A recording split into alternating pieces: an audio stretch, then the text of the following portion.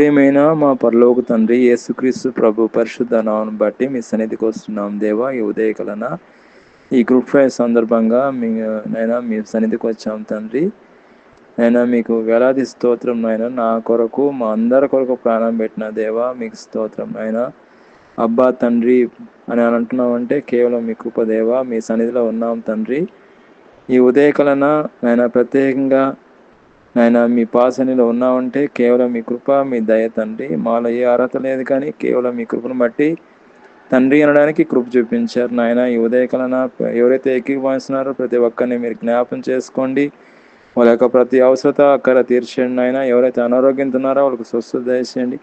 ఎవరైతే నాయన ఈ సమయంలో ప్రత్యేకంగా ఆర్థిక ఇబ్బందులు ఉన్నారో వాళ్ళని విడిపించండి నాయన. ఎవరైతే ఈరోజు అయ్యా పుట్టినరోజు జరుపుకుంటున్నారో వాళ్ళని మీ యొక్క ఆశీస్సులు దేవుని కుమ్మరించండి. ఈ సంవత్సరం అంతా కృపాక్షమత నడిపించండి. అదేవిధంగా ఎవరైతే ఈరోజు పెళ్లిదినం జరుపుకుంటున్నారో నాయన పెళ్లిదినం పెళ్లిదినం జరుపుకోవడానికి మీ కృప చూపించండి. మీ ఆశీస్సులు మీ దేవుళ్ళు ఈ సంవత్సరం అంతా అనుగ్రహించండి నాయన. ఈ సంవత్సరం అంతా కోడితన పిల్లల్ని ఏ విధంగా కాపాడు అదేవిధంగా మీ కృప రక్షణ కృపణలో భద్రపరచండి.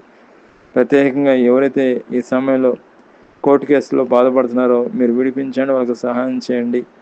ప్రత్యేకంగా ఈ దినాన్ని బట్టి మీకు స్తోత్రం. ఈ దినమంతా కృపాక్షమత నడిపించమని ప్రభుని యేసుక్రీస్తు నామములో ప్రార్థన చేస్తున్నాం తండ్రి. ఆమేన్.